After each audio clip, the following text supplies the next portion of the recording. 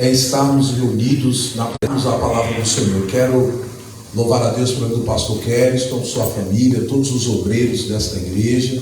Bendizer a Deus pela vida de todos os irmãos presentes. Nós estamos em uma manhã fria, mas você desafiou o frio e mostrou que você é um bom cristão e veio aqui estudar a palavra de Deus. É um investimento preciosíssimo que você está fazendo em sua vida. Todo cristão deve dedicar-se ao estudo das Escrituras, deve dedicar tempo para compreender, para entender, para aprender a respeito das Escrituras. E hoje nós iremos estudar, irmãos, um assunto importantíssimo para todos aqueles que querem aprofundar-se ou que querem dominar o estudo das Escrituras, que é a hermenêutica bíblica. E aproveitando que os irmãos já estão sobre os vossos pés, eu quero convidá-los para a leitura de Atos dos Apóstolos. Atos dos Apóstolos. Que Deus continue abençoando essa igreja, que Deus continue abençoando o nosso querido presbítero Lorival, os irmãos envolvidos aí com o trabalho da escola bíblica dominical. Que Deus abençoe a todos, Deus abençoe todas as nossas congregações aqui reunidas. Vamos a Atos dos Apóstolos, capítulo 17.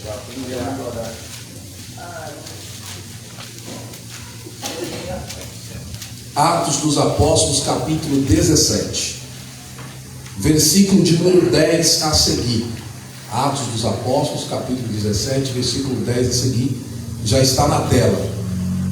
Já está na tela. Leiamos. E logo os irmãos enviaram de noite Paulo e Silas a Bereia. Diga comigo, Bereia. Bereia. E eles chegando lá, foram à sinagoga dos judeus. Versículo 11. Ora, estes foram mais nobres do que os que estavam em Tessalônica. Estes quem? Os bereanos. Porque de bom grado receberam a palavra, examinando cada dia nas Escrituras se estas coisas eram assim. Vamos ler o versículo 11, todos nós juntos? 1, 2, 3. Ora, estes foram mais nobres do que os que estavam em Tessalônica, porque de bom grado receberam a palavra, examinando cada dia nas Escrituras se essas coisas eram assim. Então veja, três coisas que os bereanos faziam. Primeiro, diga comigo, receberam a palavra. Segundo, examinavam a palavra. Terceiro, conferiam a palavra. Então diga comigo, receberam a palavra, examinavam a palavra e conferiam a palavra. Muito bem, se aceite, mantenha a sua Bíblia aberta nesse texto, que nós iremos trabalhar algumas questões aí.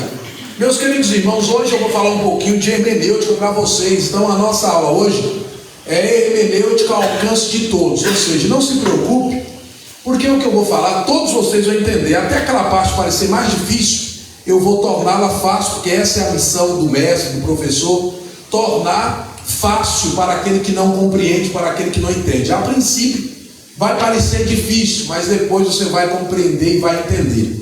Sempre que eu estou ensinando, eu gosto sempre de contar uma história, alguns irmãos até já viram, que tinha uma igreja que todas as vezes que o pastor ensinar, menino, sabe que menino não é brincadeira, né? O menino chegava, uma criancinha lá da igreja, sentava no primeiro banco, e o pastor estava ensinando, ele pegava o dedo direito e colocava no ouvido direito.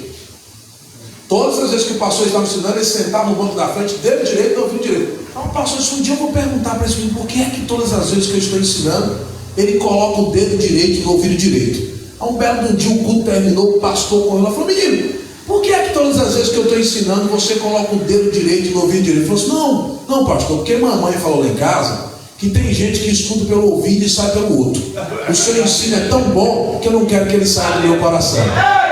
Quem vai colocar o dedo direito no ouvido direito aí essa manhã? Hoje nós vamos aprender um pouquinho, irmãos, a respeito da hermenêutica bíblica. O que é isso? É comida? É uma receita? O que é hermenêutica? A gente vai aprender um pouquinho sobre isso. Vamos aprender também como interpretar a Bíblia corretamente. A Bíblia tem regra para ser interpretada? Tem. Existe um método para interpretar as Escrituras? Existe. A gente precisa saber quais são os métodos que a gente pode interpretar as Escrituras. Será que tem muitas pregações que ouvimos que são pregações errôneas? Um dia eu estava na igreja e o irmão chegou e disse: irmãos, hoje vou trazer uma mensagem profunda para vocês. Aí toda a gente fica, fique aí que a mensagem será profunda. Vou falar para vocês hoje o nome do instrumento que Jesus tocava. Eu falei: bom, eu já ouvi muita coisa na Bíblia, mas que Jesus era músico eu não sabia. Eu vou esperar para ver o nome do instrumento. Ele disse: abra a Bíblia comigo aí, Lucas capítulo 7 e o versículo 15. E tocando o esquife, está vendo aí, irmão? Jesus tocava esquife, mas ele não sabia que esquife é caixão, não é instrumento musical.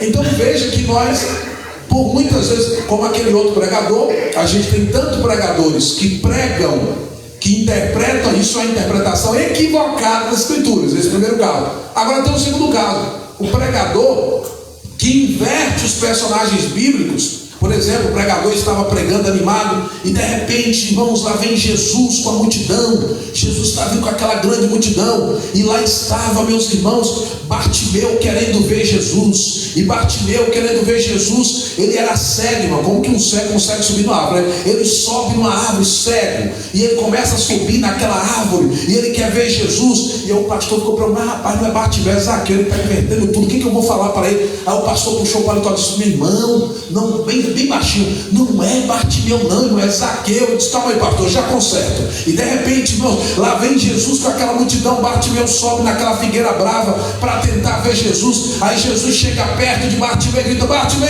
desce daí porque aí é o lugar de Zaqueu. Então, nós temos esses tipos de pregações na igreja que a gente precisa corrigir. Agora que vocês sorriram um pouquinho, acordaram, vamos falar de coisa séria, de coisa importante. Então eu quero colocar algumas imagens para vocês analisarem. O que a gente já vai aprender o que é hermenêutica, o que é isso, se é comida, se é receitas, o que é hermenêutica, a gente já vai aprender. Mas é importante a gente analisar algumas coisas. Todas as vezes que nós vamos fazer interpretação de alguma coisa, a gente precisa fazer uma análise. A gente precisa observar aquilo com atenção. Eu sempre digo: não se prepara um bom sermão em 30 minutos. Não se prepara uma aula como esta. Para eu preparar uma aula como esta, que vocês vão assistir agora, isso aqui você gasta horas preparando. Não é assim: eu vou sentar lá e em 10 minutos está pronto. Só com o chat GPT da vida. Mas o chat GPT não vai fazer o que eu vou mostrar para você aqui. Ele não vai te falar isso. Que hoje a gente está correndo esse risco. Ele é muito importante, tecnologia ajuda. Mas para interpretar a Escritura a gente precisa ir um pouco mais a fundo. Então a gente tem que aprender primeiro a observar. Eu gostaria que vocês observassem algumas imagens que eu vou mostrar para vocês. Vamos ver essa imagem aí. Eu quero que vocês me digam quantas pernas tem esse elefante. Quantas pernas tem esse elefante? Hã? 5. Quantas? Espera aí, a irmã disse que está vendo quantos? 5. A irmã quantas? 5 também? O irmão disse quantas? 6. Quem mais? Quem mais? 8? A irmã que está vendo 8. Quantos? 5. Agora eu vou perguntar para vocês: existe elefante de 5 pernas? De 8 pernas? Só 4. Então, diga comigo: fazer hermenêutica é saber que não existe elefante de 5 pernas. Tem gente que quer colocar no texto bíblico coisa que não.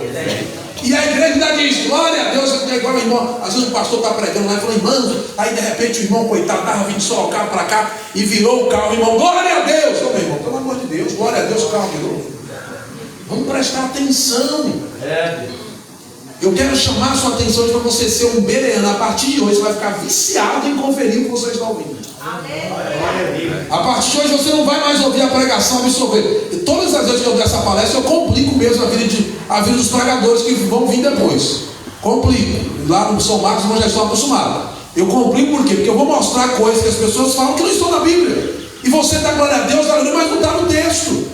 Para que você preste atenção e observe a partir de hoje, seja um observador. Veja, vocês mesmo disseram que o elefante tinha 5, tinha 8. Você já estava acreditando. Mas por quê? Você pode analisar que aí tem uma forçação nessa imagem para te forçar, para te induzir ao erro. Mas o elefante só tem 4 pernas. Só tem 4 pernas. Pode acontecer uma anomalia aí de um elefante de 5 pernas? Pode, mas isso aí é um caso Raríssimo. Pode ter uma anomalia, como acontece com os seres humanos, é normal. Mas não é regra. Vamos à segunda imagem. O que vocês estão vendo aí?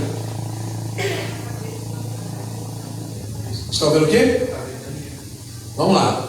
Quem mais? Está vendo mais o quê? Disseram aqui uma cabeça da menina. Caminho. Hã? A irmã está vendo um caminho. E aí, é a cabeça de uma menina ou é um caminho?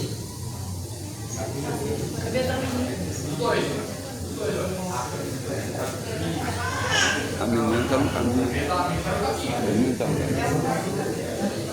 Então, exatamente. O que está aparecendo na imagem também para te induzir ao erro. Tem uma cabeça e aí a mãe repartiu o cabelo da menina. Você está vendo a repartição do cabelo dela em duas partes, mas na sua ideia você está vendo um caminho. Às vezes os pregadores fazem isso com a igreja. Eles induzem você ao erro. Induz você a acreditar em uma coisa que não é real, é fictícia, é mentirosa. É apenas para mexer com o seu emocional. E você acredita naquilo. E ele ainda diz que está na Bíblia, ainda diz que está no... E agora a gente vai corrigir esse jargão. A Bíblia diz. Mas será que tudo que o pregador diz, a Bíblia diz, realmente a Bíblia diz? A gente vai ver daqui a pouco. Vamos só mais uma imagem. Agora essa é mais observação. Essa aí já não é para ti, não só te induzir ao erro, mas para você ser perspicaz ao analisar uma imagem. Eu quero que você me diga quantas pessoas você está vendo nessa imagem.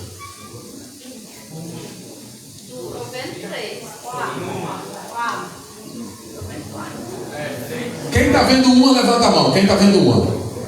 Agora, quem está vendo duas? Quem está vendo três? E quem está vendo quatro? Analise bem a imagem. Vamos então achar essas pessoas aí? Vamos achar essas pessoas. Primeiro, você dá uma analisada geral, você está vendo que tem realmente o rosto. Lembra de um rosto de um senhor, de um senhor já velho. A orelha desse senhor é uma mulher, tá vendo? O nariz desse senhor é outro velho. 3. E lá no canto aparece um rosto. E aqui na ponta você tem outro rosto. Você está vendo outro rosto na ponta aqui, ó? Onde tem um corvo? Tem um corvo. Está vendo ali o nariz e a boca? Tem outra pessoa. Para observar isso em detalhes, você precisa de quê? De tempo. Você tem que analisar. Veja, se você olha a priori assim rápido, eu só estou vendo o rosto de velho. É aquele cristão que ele é preguiçoso quando o assunto é estudar a Bíblia. Ele tem disposição para tudo, menos para analisar um texto bíblico. Irmãos, eu acho incrível. As pessoas conseguem ouvir por 2 horas hinos. Glória a Deus. Os louvores fazem parte do culto. Mas não consegue ouvir um pregador 40 minutos. Eu acho incrível. Você consegue maratonar 4 horas de série na Netflix. Vai trabalhar com um olhão desse tamanho assim, ó. Um olhão desse tamanho. Mas não consegue passar meia hora dentro da Bíblia. Por que será? Porque exige perspicácia, paciência, exige diligência, exige cuidado quando o assunto é estudar as Escrituras. Passa um pouco mais para frente, por favor. E essa imagem, o que vocês estão vendo nessa imagem?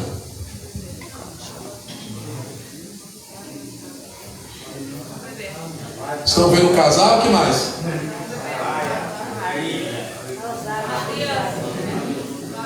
Quem está enxergando aí o casal, levanta a mão. Quem está enxergando a paisagem, levanta a mão. Quem está vendo um bebê nessa imagem? Viu agora? Enxergou agora? Mas você vê que você precisa fazer o quê? Analisar com mais. Você tem que gastar tempo para entender a imagem. Primeira coisa que eu quero despertar em vocês. Meu Deus. Quando você vê um quadro, o pintor não pintou aquilo aleatoriamente. Ele quer transmitir uma mensagem. Ele quer falar alguma coisa com você. Por mais que seja aqueles quadros que parecem uma verdadeira bagunça, risco para lá, risco para cá, polígonos, triângulos, quadrados, retângulos, alguma coisa o pintor quis comunicar com a gente. A gente que não está tendo paciência para entender o que ele quis comunicar conosco. Da mesma forma é o texto bíblico. O texto bíblico quer comunicar alguma coisa com a gente, mas a gente precisa de paciência para entender o que o texto bíblico quer comunicar conosco. E qual é o nosso problema? Que nós somos a geração miojo, a geração fast food. Não quero cozinhar, peço a pizza, 30 minutos está na casa, pronto, porque cozinhar vai dar trabalho. Não, mamãe, estou com fome, faz um miojinho, 3 minutos. Só que assim, 3 minutos, né? Comeu. 5 minutos depois, estou com fome de novo, mãe. Agora para preparar uma feijoada, como que é? Começa um dia antes, tem que tirar o sal, e tem que ter todo aquele trabalho. E aí você prepara, deixa de um dia para o outro. E aí no outro dia você vai ter que levantar cedo para colocar para cozinhar. Vai demorar de 2, 3 horas. Lá para meio-dia, 1 hora, ela está pronta. Você vai comer uma vez. Se você só janta à noite, se você for guloso. Porque ela vai te preencher, vai te dar uma saciedade. Que você fala, não quero comer mais nada. Mas veja o tempo que demorou. Assim é o estudo das Escrituras. Quando o pastor, quando o pregador, quando você, professor da escola dominical, gasta tempo preparando, estudando, buscando o melhor para a igreja, o melhor para o seu aluno, o melhor para quem vai te ouvir, essa pessoa vai sair do culto saciada, vai dizer, mas que mensagem que eu ouvi hoje, que ensino, eu estou saciado, eu vou caminhar com esse ensino por muitos anos da minha vida, porque esse é o poder da palavra de Deus. Agora essas coisas de hoje, fast food que a gente está recebendo por aí, você não faz efeito. A pessoa pula aqui, rodopia aqui, mas segunda-feira está fazendo a mesma coisa. Não muda, não atinge o caráter. A mensagem tem que atingir o caráter, tem que transformar, tem que produzir vida, produzir mudança, produzir transformação. Esse é o poder que o fogo tem. O fogo transforma o ambiente. A mensagem de Deus pregada com autoridade, com graça, com unção, com conhecimento, ela transforma o coração do ouvinte. Por quê? Porque o pregador fala aos ouvidos, mas o Espírito Santo fala ao coração.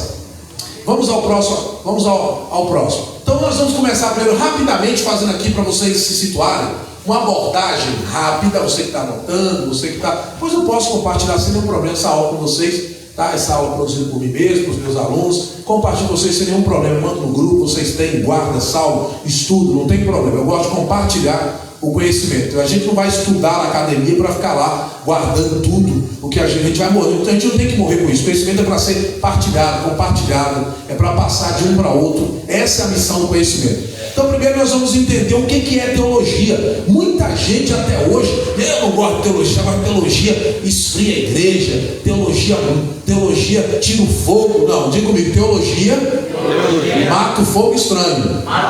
Isso, a teologia mata o fogo estranho. O que é teologia, irmão? A palavra teologia vem de 2 vocábulos gregos. Diga comigo, teos e logos. Vai, teos e logos. Ó, teos, diga Deus. Logos, estudo, diga estudo. Então, teologia é o estudo ou a ciência que estuda Deus e suas perfeições. A teologia estuda quem? Estuda quem? Deus. Vai esfriar a tua fé estudar Deus? Agora veja, ela estuda Deus a partir de quê? Ela estuda Deus a partir da revelação das Escrituras. A teologia não estuda Deus de modo especulativo. Ela não estuda Deus de um modo de ideias, ou a partir de ideias humanas. Ela estuda Deus a partir do que a Escritura mostra para nós na revelação gradativa. Você lê a Bíblia de Gênesis e Apocalipse, Deus vem se revelando. Ele se revela no Antigo Testamento, ele é como Deus Pai. Se revela no Novo Testamento, Deus Filho. Se revela no Deus Espírito Santo. Ele vai se revelando ao longo das Escrituras. E a gente vai estudando. O que nós estamos fazendo? Fazendo o quê? Teologia. Mas tem muito irmão que ainda é contra a teologia. Por quê? Porque interpreta errado alguns textos das Escrituras. Por exemplo, o texto que Paulo escreveu aos Coríntios, no capítulo 7, versículo 12, quando as pessoas dizem que a letra mata, mas o Espírito... Mas que letra que Paulo está falando? Ele está falando da letra do conhecimento, de estudar? Não. Paulo está referenciando a letra da lei, que não foi suficiente para justificar o homem. Não a letra do conhecimento. A outros vão dizer, não, irmão, não preciso estudar não, porque o Espírito Santo me dá na hora. Na hora aqui, eu abro a Bíblia, que nem um dia o irmão abriu a Bíblia e ele leu assim: e a espada não arredará da sua casa. Ele falou, irmão, vai morrer gente aqui hoje, viu? Vai morrer muita gente aqui hoje. se for uma confusão, ele abre a Bíblia de qualquer forma e ele faz a interpretação. Vamos ver o que diz aqui, como se a Bíblia fosse um livro para se estudar aleatório, a famosa caixinha de promessa. Que lá não sai nada ruim naquela caixinha de promessa. Lá não manda você orar, lá não manda você se converter, lá não manda você mudar de vida, lá não. Lá só sai palavra de Deus. E ali te abençoarei por onde fores. E vou fazer. Só é promessa, só promessa. Não, isso não é assim que se estuda a Bíblia. Então a gente precisa analisar o texto bíblico. Então teologia é o estudo sobre Deus. Estudar Deus é pecado? Vai matar a sua fé? Então pronto, eu não digo que fazer teologia vai te esfriar, que fazer teologia é ruim. Pelo contrário. Nós precisamos conhecer a pessoa de Deus a partir da sua revelação nas Escrituras. Vamos ver como que a gente estuda as Escrituras. Mais um pouquinho, vamos ao próximo slide. Então a teologia ela tem 7 campos de estudos. Quantos campos? 7. Primeiro nós temos a teontologia. Diga comigo, teontologia. A teontologia, onto, é uma palavra grega que significa ser. É o estudo sobre o ser de Deus. Presta atenção aqui, olha para mim agora. A teontologia, diga teontologia. Então, ó, onto significa o quê? Ser. Onto significa o quê? Ser. Eu disse que ia deixar tudo claro para vocês, ó.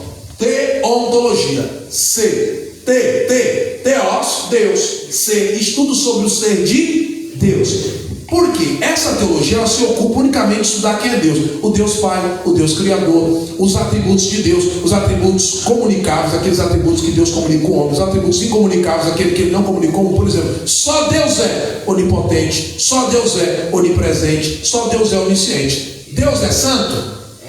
O homem pode ser santo? Pode. Deus é perfeito? O homem pode fazer as coisas com perfeição? Pode. O homem pode dar o seu melhor. Então veja, tem coisas que Deus tem que Ele comunica com o homem, mas tem coisas que Ele não comunica.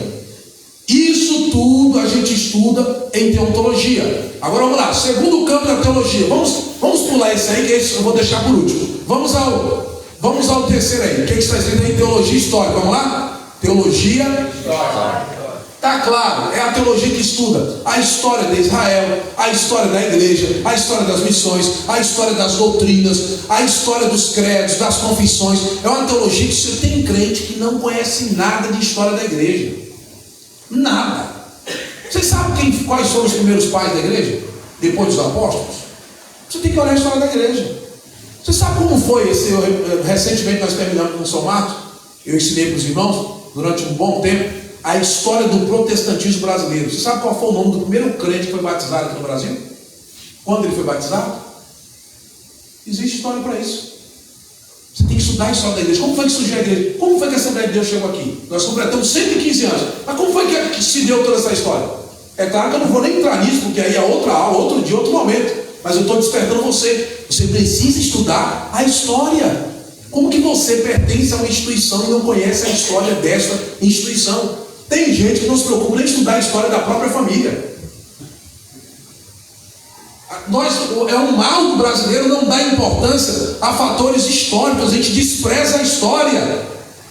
E quem não observa a história vai pagar um grande preço. Porque a gente tem que aprender com os erros do passado para a gente não cometer agora no presente nem no futuro, para que a gente faça uma história diferente. Mas tem gente que não se atenta a isso. Então a teologia histórica, ela vai me dar esse know-how de informações para que eu compreenda, para que eu entenda a história da igreja, a história do próprio cristianismo. Como foi que... Você está pensando que foi assim, aconteceu, a igreja se reuniu do nada? Não, Jesus ele funda a igreja. Jesus não afundou. O irmão falou, irmãos, quando Jesus afundou essa igreja, Jesus não afundou a igreja, afundar é afundar. Jesus fundou a igreja, fundou, de fundação, não de afundação. Tá? Ele fundou a igreja. Então, presta atenção. A teologia histórica, ela vai te preparar para você se defender diante dos hereges, diante das falsas heresias. Você vai até descobrir quando foi que essas heresias surgiram.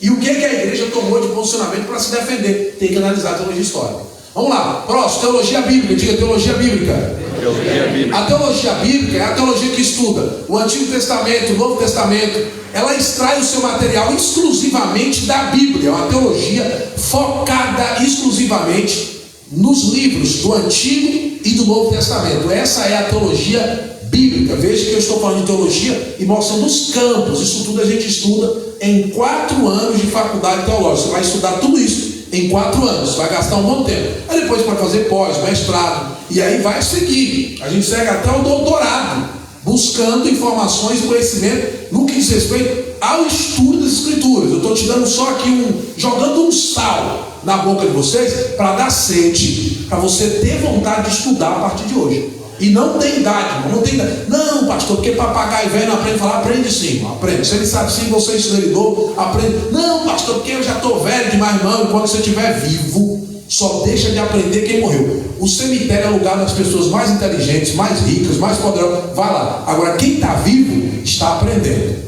E na verdade as pessoas falam assim, que é vivendo e aprendendo, né? Eu falo que é morrendo e aprendendo. Porque lá na Bahia, os irmãos sabem, os irmãos são no Ceará aqui da Bahia, o pessoal católico tem uma tradição de que quando alguém está morrendo, precisa colocar uma vela na mão da pessoa. Ele diz, não, porque tem que pôr uma vela para ele não passar para o outro mundo na escuridão, né? E aí tinha um velho, pastor Cristão, que estava morrendo lá na roça, e foram procurar vela e não achava vela de jeito nenhum.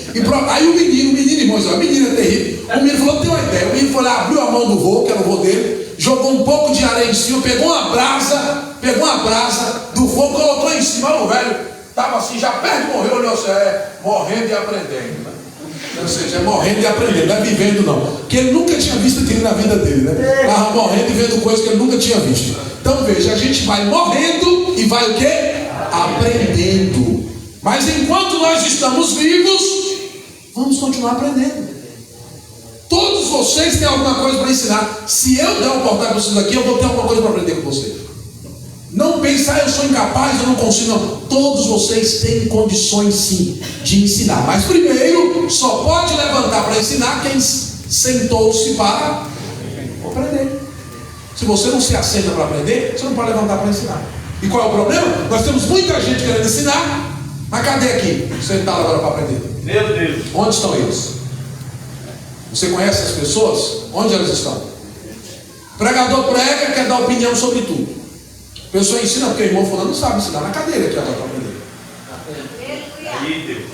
Onde que ele está? Cadê o interesse? Então veja, para eu estar aqui hoje, ensinando para vocês, eu estou estudando as Escrituras há 26 anos. 26 anos, não são 26 dias, 26 anos. Eu gastei, pelo menos, posso dizer para vocês, gastei não, entreguei basicamente minha vida inteira a isso. E continuo entregando até hoje. Então eu posso falar com a autoridade que eu tenho alguma coisa para te ensinar. Mas não adianta alguém chegar ontem no Evangelho, que agora virou bom. O cara entra na igreja hoje, amanhã ele já é pastor e já quer estar ensinando. Não, ele vai ter que passar pelo mesmo processo. Para eu ter uma oportunidade na igreja quando me converti, demorou 3 anos e meio para receber uma primeira oportunidade para trazer uma palavra de 15 minutos. E o pastor lá atrás é só 15 minutos. E eu vou analisar para ver o que você vai falar. Hoje em dia, se chega na igreja e fica sem um culto, sem ter oportunidade, no outro dia já não vem mais no culto. Não quero mais saber daquela igreja. O pastor não dá oportunidade para ninguém. Que coisa é essa que a gente tem com o microfone? Quer trabalhar na igreja? A igreja precisa de gente para limpar os bancos, para varrer. Tem gente na rua precisando ser evangelizado. Tem um monte de missão que a gente pode fazer na igreja. Mas por que a gente só quer aqui? Isso aqui não é para todo mundo, não, irmãos. Isso aqui é para quem tem vocação. É para quem é chamado. Para quem foi escolhido. Ensinar. A Bíblia deixa bem claro, Deus confiou o ministério a cada um. Não adianta você querer sair abraçando tudo, que vai dar errado. Se eu pudesse, eu não estaria aqui. Eu prefiro estar aí sentado, porque eu sei do peso, da responsabilidade que é guiar um rebanho, ensinar um rebanho, porque eu vou dar conta de todas as pregações que eu fiz durante esses 26 anos. Eu vou dar conta de tudo que eu ensinei, vou dar conta de tudo que eu preguei. Eu vou ter que responder diante de Deus se eu ensinei a verdade, se eu ensinei a Bíblia corretamente. E é por isso que eu estou ensinando aqui, para você não cair nas armadilhas de falsos profetas, de hereges e de falsos pregadores. Quem está feliz por estar aqui esta manhã, glorifica o nome de Jesus. Então só na parte teórica, a gente já vai entrar na parte prática, vai melhorar o negócio aí. Tá? Vai nascer dente de manguela aqui hoje, vai nascer cabelo e careca, porque eu vou falar umas coisas aqui, você vai dizer, não, pastor, não é possível. Não é possível, pastor, eu nunca tinha visto isso. Pois é, vamos ao próximo, passa mais um pouquinho, rapidamente. Diga comigo, teologia sistemática. A teologia sistemática é a teologia que estuda a Bíblia em cadeia, em ordem. Ó, sistema, o que é? Quando você fala assim, fulano é sistemático. Fulano é uma pessoa sistemática. O que é? Que ele guarda as coisas tudo certinho. O crente no estudo das Escrituras tem que ser o quê? Sistemático. tem que ser metodista. Metodista vem de metódico, porque John Wesley criou método. Era tudo dentro do método: oração, estudo da palavra, jejum e pregação. Oração, o crente tem que ter um método. Então, a teologia sistemática, ela estuda os 10 grandes temas das Escrituras.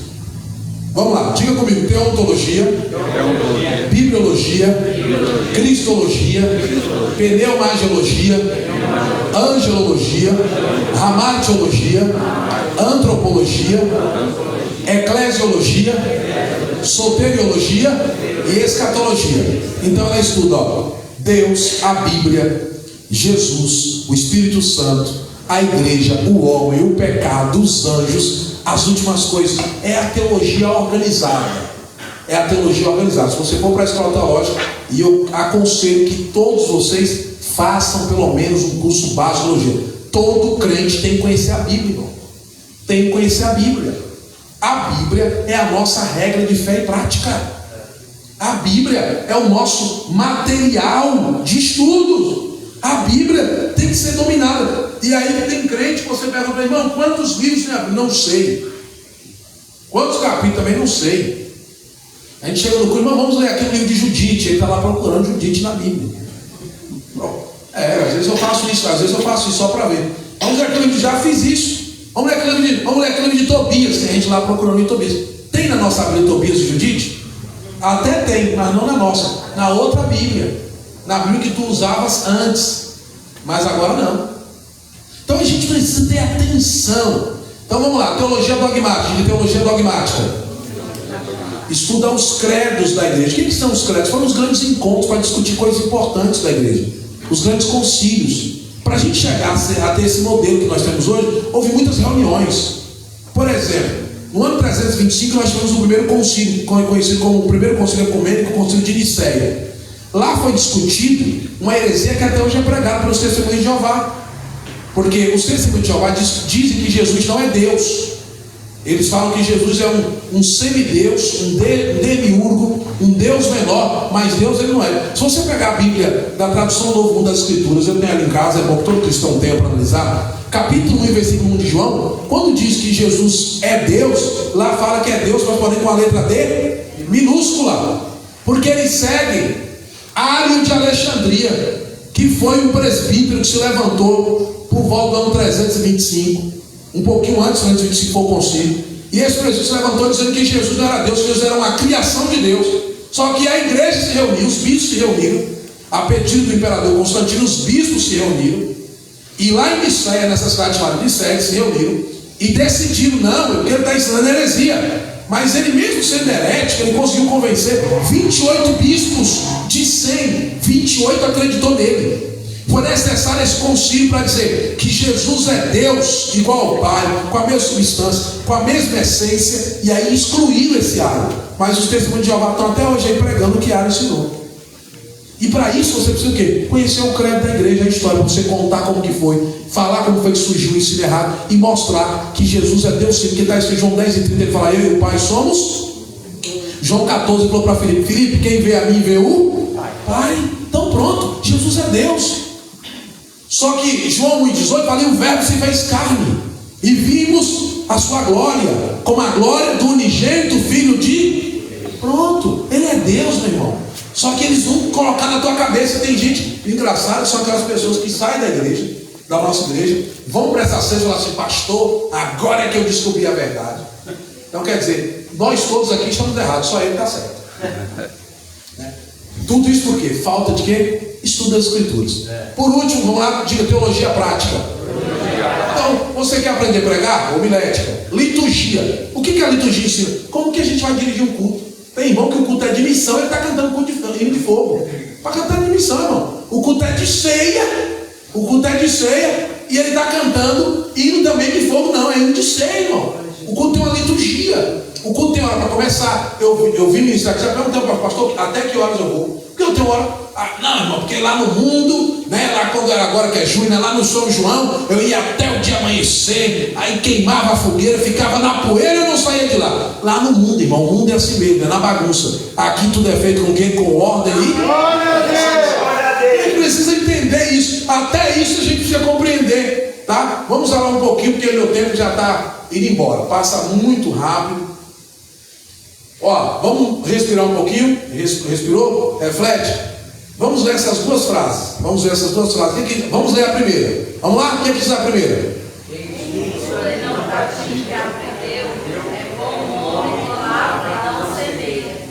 Provérbio árabe. Mas o que diz Tiago 1:20? Sede, pois, cumpridores da palavra e não somente. Então não adianta você vir aqui, você pode ouvir. É o que eu digo sempre, não é o pregador, só o pregador. Você pode ouvir, vamos citar alguns versos para você. Pode ouvir o reverendo Hernando Dias Lopes, você pode ouvir do meio pentecostal pastor Eliseu Rodrigues, você pode ouvir pastor Elias Corral, você pode ouvir Adson Belo, grandes nomes que nós temos hoje no Brasil, ensinadores os quais eu admiro e respeito. Mas se você não colocar em prática na segunda-feira, de nada valeu. Não vai. Veja, o importante, diga assim comigo, o importante não é o cano, é a água. O cano mata a sede? O cano pode ser de ouro, pode ser de prata, pode ser de barro, mas o que importa mesmo é o quê? Então o importante não é o pregador, o importante é a água que jorra através da vida do pregador. E a água que jorra é a palavra de Deus. Aleluia! Efésios 5:26, Paulo diz: fazendo a lavagem da água pela palavra. É isso que é importante. Machado de Assis, grande escritor brasileiro, diz o seguinte, ó. Vamos lá? Leia para mim. Reúno em mim mesmo a teoria e a prática. É isso que a gente tem que fazer. Reunir em nós mesmos a teoria e a prática. O que eu estou ensinando para você aqui agora é o quê? É teoria. A gente precisa da teoria. Só que saiu daqui, nós vamos fazer o quê? Ou em prática. Se não colocou em prática, valeu? Não valeu. Então vamos colocar em prática. Segue mais um pouquinho, por favor. Deixa eu ver se já chegamos. Ó. Vamos só analisar. Nós lemos um texto falando aqui sobre duas igrejas. Vou fazer esse resumo rápido. Duas igrejas. O nome da primeira qual foi? Bereia. Vamos lá? Bereia. O que está escrito em Atos capítulo 17, versículo 10? Põe o texto na tela mais uma vez, o 10 e 11, para a gente analisar. O que está aí no texto que nós lemos juntos? O texto diz que quando Paulo chegou em Bereia, ele foi à sinagoga. Foi aonde? A palavra sinagoga do grego, sinagoge, significa reunião, assembleia. A sinagoga, na verdade, elas surgiram no cativeiro babilônico, porque os judeus ficaram longe de Jerusalém, o templo havia sido destruído, e eles começaram a construir pequenos templos. A sinagoga nada mais era do que congregações do templo que foram se espalhando. Brodus Halley, um comentarista do Novo Testamento, diz que só em Jerusalém havia mais de 500 sinagogas. Diz que tinha muitos cantos de estudar as escrituras.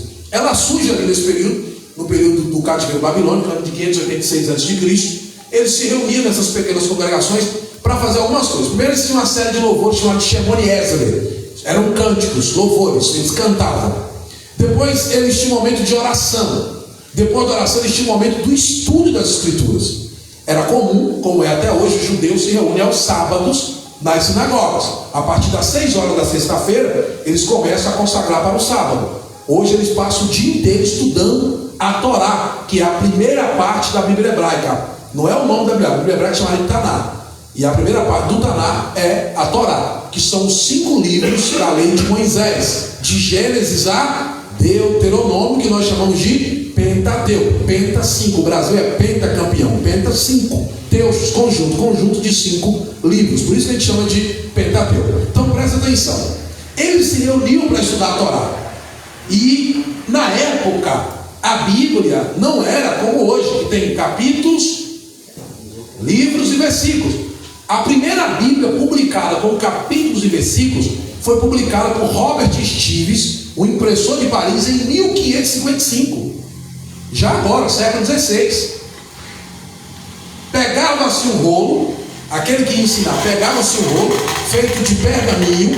O pergaminho pode ser tanto de papiro ou de peles de animais, e ele abria ali e começava a ler.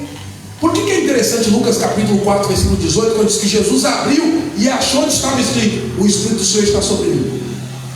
Ele me ungiu para pregar as boas novas, anunciar o ano aceitável do Senhor. Por que estava escrito lá? Por que foi interessante? Porque não tinha capítulo nem versículo. Quando Jesus abriu, já abriu no lugar certo.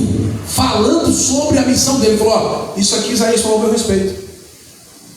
Por isso que foi interessante o que aconteceu naquele dia na sinagoga. Porque não era como hoje. Eu falei: irmãos, abre no livro tal, capítulo tal, versículo tal. Não tinha. Agora veja que interessante. Paulo vai para lá, vai na sinagoga dos judeus. Ele chega em Bereia. Chegou onde? Diga Bereia. Bereia. Quando ele chega em Bereia, que ele vai ensinar as escrituras, eu estou falando um pouco rápido para a gente ganhar o tempo, otimizar o nosso tempo. Que ele vai ensinar as escrituras. Põe o versículo 11. Olha o que aconteceu. Vamos ver se a gente faz isso. Primeiro, quais são as características dos bereanos? Primeiro, diga, nobres. Eles não eram qualquer tipo de crente. Já está falando aí que eles eram nobres. Eles estavam ali, mas estavam com o coração no culto. Porque o problema de muita gente é esse: ele está no culto, mas o coração dele não está no culto. Ele está aqui agora, mas já está pensando: meu Deus, tem que chegar em casa, o frango já está temperado, eu tenho que temperar, eu tenho que fazer o seguinte. Não, ele não consegue focar aqui. Eu preciso, não sei o que eu vou fazer, o que a gente vai comer, se a gente vai comprar, se a gente vai fazer. Isso eu tenho que correr, se o pastor não termina logo, se o pastor está demorando demais. E assim você não vai aprender. Você precisa focar. Então foque aqui. Eles eram nobres, eram cristãos excelentes. E eles foram mais nobres. Não é que os de Tessalônica não eram nobres, só que esses aí foram mais. Por quê? Aí Paulo vai dar, Lucas, né, que está escrevendo, contando a história de Paulo, Lucas está escrevendo. Lucas vai mostrar para nós o porquê que eles foram mais nobres. Número 1, porque de bom grado, diga, receberam a palavra de bom grado. Não é toda a palavra que você recebe de bom grado. Se você está no culto, o pastor está ensinando, você está com pressa de ir embora, você não lê, você pega um erro hoje. Quando você vê um pregador chegar na igreja, ele lê o texto, acabou de ler o texto, e ele fala assim: irmão, feche a sua Bíblia. Tenha medo desse pregador. Tenha medo dele. Por que você tem que ter medo dele? Pastor, por que tem que ter medo dele? Porque ele vai falar coisa na cabeça dele. Porque ele tem que pregar o texto que ele leu. E se ele mandou fechar a Bíblia, ele vai pregar o quê? Daqui a pouco ele começa a ver anjo, ver bola de fogo. Que tem pregador que vê mais anjo do que anjo. Não, tem pregador que só vive vendo anjo e bola de fogo. Quantas pessoas já viram anjo aqui na vida? E esses pregadores veem tanto anjo no culto, né? Porque tem um anjo com espada, eu ouço barulho de espada. Ninguém está ouvindo, só ele mesmo. Bola de fogo tem. Porque tem uma bola de fogo aqui e o povo gosta. Recebe aí agora a tua chave. Chave do carro, chave da porta, só a chave. O apartamento ninguém vê, o carro também ninguém vê. Só a chave. Por que isso? Mas é disso que muita gente gosta. Aí vem um pregador bíblico, aquele irmão lá é muito conhecimento, muita teologia, e ele vai pregar o que se não for teologia? Satanologia? Demonologia? Ele tem que pregar o quê? Você está vendo? O nosso erro é esse. Aí o irmão fala: pastor, o culto hoje foi um fogo, mas foi um fogo. Não, o culto foi fogo? Foi um fogo. E o que o pastor pregou? Ô irmão, o fogo foi tanto que eu nem lembro. E de onde veio esse fogo? De onde veio esse fogo? A gente precisa tomar cuidado com isso. Nós temos que tirar da nossa cabeça muito bom. Irmão, barulho espiritual oriundo das escrituras é bom? Bom, se o barulho ele surge a partir da pregação, porque todas as vezes que Deus se manifestava, o povo fazia barulho, mas primeiro ouvia o quê? O que o profeta estava falando, ouvia o que Moisés estava ensinando. Primeiro ouvia, mas tem hora que o povo nem quer ouvir. Tem igreja que o povo fica tanto no barulho, o pregador está pregando, o fundo, o negócio de fundo, pelo amor de Deus, no fundo musical, não precisa o Espírito Santo não precisa de ajuda, não, irmão. O Espírito Santo não precisa de ajuda. Tem gente que quer dar uma forcinha para o Espírito Santo. Se ele quiser batizar, ele batiza. Se ele quiser renovar, ele renova. Se ele quiser curar, ele cura. Não precisa ficar. Faz, e tem pregador que ainda fica assim: vem comigo, vai. E fica aquele barulho da bateria e ele pregando, ninguém entende, nem a bateria, nem ele. Eu tenho medo desse tipo de pregador. O pregador tem que confiar na unção e na graça de Deus sobre a vida dele. Ele tem que expor as escrituras. Você tem que ouvir, você tem que entender. E você só pode glorificar aquilo que você entendeu. Aleluia. Não é o pregador está aqui com som, com barulho, você não está entendendo nada e está dando glória a Deus de quê? Adorando o quê? Se você não entendeu, se você não compreendeu. Tudo dominical? Não gosta, não vem. Não vem na escola bíblica. Procure no culto de ensino. Quais são os cultos mais vazios da igreja? Culto de ensino e culto de oração. Culto de ensino e culto de oração são os mais vazios. Ninguém vem. Isso mostra o interesse que nós temos pelas escrituras. Desse jeito. Porque o culto que tinha que ser o mais cheio da igreja. Tem 3 cultos que tinha que ser o mais cheio. Escola dominical, a ceia, que é uma grande festa, que a ceia eu nem comento, porque a ceia ela está no ápice, é a nossa maior festa. Nossa maior festa. Nossa maior festa. E aí o que acontece? Você vai desprezando a recepção da palavra de Deus. Meu Deus. E é claro, há alguns motivos para isso. Eu sei que às vezes quem está pregando também não é interessante. Que às vezes a pessoa não se prepara. O pastor me pregou de surpresa aqui, não estava preparado. Vamos ler aqui, irmãos, lê aqui, vai para lá e vem para cá. Eu esqueci aqui, eu esqueci meu óculos. Você presta óculos? É aqui mesmo. Tá? Aí disse que um dia o pastor deu uma oportunidade para um pregador, um obreiro do culto, falou assim: vamos abrir o obreiro fulano pregar. Aí bêbado, você sabe, o bêbado entrou no culto, estava lá. Aí o obreiro chegou e olhou para o pastor: o pastor não avisou nada, me pegou de surpresa, eu não sei pregar. O bêbado está lá e falou: se você não sabe pregar, o que você está fazendo aí? Desce daí. Então, às vezes a gente tem que tomar essas pancadas.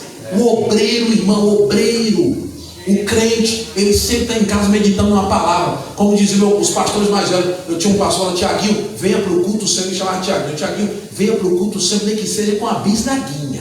Mas venha com a bisnaguinha, deixa guardadinha lá, porque de repente eu posso falar para você: traz tua bisnaguinha aí. Ele falou: mas eu creio que um dia, eu creio que um dia Deus vai te dar uma baguete. Eu creio, mas hoje você está aprendendo, mas vem pelo menos com uma bisnaguinha. Irmão, se você não tem uma baguete, traga pelo menos um pedacinho de pão, mas tem alguma coisa para dar para o rebanho de Deus. Aleluia! Agora não venha falar coisa na tua cabeça, não venha fazer show, não venha inventar profecia, não venha inventar revelação, não venha revelar CPF, revelar RG. Eu não quero saber o meu CPF da RG, que eu já sei. O Deus que a gente serve é o Deus de Daniel 2:22. Ele revela o profundo, oculto e escondido. Aleluia! Não, mas hoje os crentes querem revelação do CPF. A gente precisa voltar para a Escritura, fazer com os bereanos, receber palavra. É o que a gente precisa: palavra, alimento sólido, capim verde. Porque tem pastor e pregador que eles são tão malandros que ao invés de ele dar o capim verde para as ovelhas, o capim é seco, mas eles colocam óculos verdes nas ovelhas. Aí a ovelha está olhando, o óculos é verde, ela está olhando o capim seco, mas o óculos é verde, o capim está verdinho. É aqueles pregadores manipuladores, pastores manipuladores, que manipulam o rebanho, que mentem, que enganam, quando na verdade está aqui o capim verde para alimentar o rebanho do Senhor. Relva pura de Deus para a nossa vida. Agora veja o que eles faziam: recebiam de bom grado a palavra. Depois eles examinavam. É mais ou menos assim. Aí Paulo estava pregando aqui, falando assim: e Moisés, quando tinha 40 anos, saiu do Egito. E Moisés, aos 80 anos, encontrou com Deus no Monte Horebe. E aí, o que eles faziam? Iam lá. Opa, deixa eu dar uma olhada aqui. Davi reinou sobre Israel. É verdade, Davi. Só exemplo, estou dando exemplos assim bem simples. Eles iam conferir. O que é examinar? Um médico. Apesar que hoje em dia eu não posso nem falar que tem médico que só viu na causa. Pega um bom médico. Toda profissão tem um bom e tem um ruim. Pega mais um bom médico. O que um bom médico faz? Ele fala: peraí, pega o auscultador, coloca, deixa eu dar uma vira de costas, tá, deixa eu dar. Aí, senta aí, vou apertar aqui para ver. Como que é? Como tá? Eu fui no médico no início desse ano, eu ia pregar no Paraná.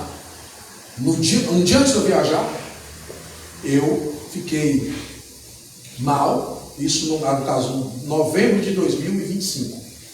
Fiquei mal, fui no médico, mas não, isso aí é constipação, tal, não sei o quê. Fiquei palpitando, tremendo, uma coisa que nunca tinha acontecido comigo. Eu falei: estou ficando velho também, né? Vai chegando aos 40, velho não é normal. A gente começa a morrer aos 35, as células começam a morrer. Falei: alguma coisa está acontecendo. Aí o médico: não, você está com uma constipação, você tem que te dar um remédio. Nem começou comigo direito, durou acho que 5 minutos. Ele disse, doutor, eu vou viajar, não quero causar problema no avião lá.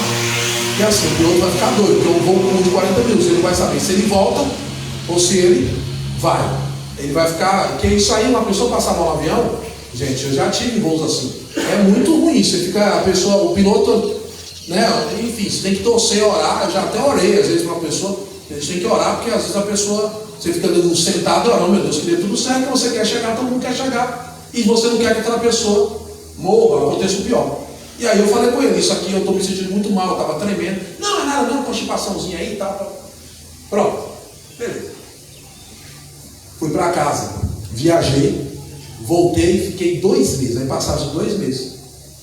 De novo, no dia 3 de janeiro, os mesmos sintomas, uma coisa. Quando eu chego lá, a médica falou assim, você não sai daqui. Tem alguma coisa errada aí. Os mesmos sintomas, deixa eu te analisar, deita aqui. Quando ela apertou, eu gritei. Ela falou, 2 coisas, ou é pedra na vesícula, ou é apêndice. A minha esposa falou, é apêndice. Eu desconfio que seja apêndice. Ela falou assim, pode tomar banho. Pode tomar banho, coloca a roupa de cirurgia, que hoje você vai sair daqui direto para o centro cirúrgico. Ela falou, não pode deixar você ir para casa, porque você pode morrer, e eu não quero levar essa culpa. Em 20 minutos eu estava lá no centro cirúrgico da Santa Casa. Operei, fiquei quase 60 dias aí afastado, sem poder pegar nem 5 quilos. Veja, um médico fez o trabalho correto, examinou, o outro quase me colocou para morrer. Mas veja, que há profissionais e profissionais. Tem um bom profissional e um mau profissional. Ou seja, tem um bom cristão que vai examinar as escrituras com cuidado, com paciência, não vai ler a Bíblia com pressa, não vai ler a Bíblia atabalhoadamente, atrapalhadamente, vai ler com paciência, vai analisar, ele vai ouvir a pregação, vai ouvir o pastor, ele vai conferir. E tem um crente que não está nem aí. Eu falei, qualquer coisa que ele falar aí para mim tá bom. Qualquer coisa tá bom. Meu Deus. O que vier aí eu recebo. É de Deus, é de Deus. Não é o que? Bereano. Ele é o que? Tessalônico. Porque os de Tessalônico não faziam isso. E os bereanos, eles verificavam toda a verdade do ensino. E é isso que nós precisamos. E é o que eu estou falando, o que é que a gente faz hoje? O pregador está pregando, a primeira coisa que a igreja faz é o quê? Fechar, deixa a Bíblia aberta, vai conferir o que você está falando comigo. Porque tem pregador que ele lê o texto, faz uma viagem para a Lua, vai para Marte, vai para Vênus, termina lá em Júpiter, vai para Plutão e nunca mais ele volta no texto que ele leu. Você fica falando, o que esse irmão está pregando? E ele faz aquela salada mista. E ele fala, e Abraão passou para Isaac, Isaac passou para Jacó, Jacó passou para Esaú, Esaú foi passando, ele vem fazendo aquela. E depois chegou Moisés, e de Moisés a gente chega em Josué, de Josué passou para Davi, Davi passou para fulano, para Salomão, Salomão para Roboão, e aí vai fazendo como se fosse narrando um jogo, fazendo aquela salada ali, e no final você fala, não entendi nada. A gente precisa, analisar. Irmão, você foi convidado para pregar? Os pastores, avise os obreiros que eles vão pregar. Avise uma semana antes para eles poderem estudar. Fala, estude, meu filho, domingo você vai pregar. Ore, jejue, estude. Você tem um monte de ferramenta hoje. Na minha época, olha que eu não sou tão velho, mas aí o advento da internet, essas tecnologias, é muito recente, assim, essa coisa chegando aqui ao Brasil, claro, né? Porque no mundo já existe, tudo que chega aqui no Brasil, 20 anos antes o Japão já tinha. O Japão está 20 anos na nossa frente. 20 anos. Mas veja, o que a gente tinha que fazer? A gente tinha que ir para a biblioteca. A gente precisava ouvir um pastor mais experiente. O pastor, estou precisando pregar tal texto aqui. O que o senhor tem para falar sobre esse texto? Anotava, pegava informação. Não tinha YouTube, não tinha YouTube. Tinha que ir na casa de um mestre. Eu lembro-me perfeitamente quando novo, eu ia na casa de um mestre, nós tínhamos um irmão Reginaldo.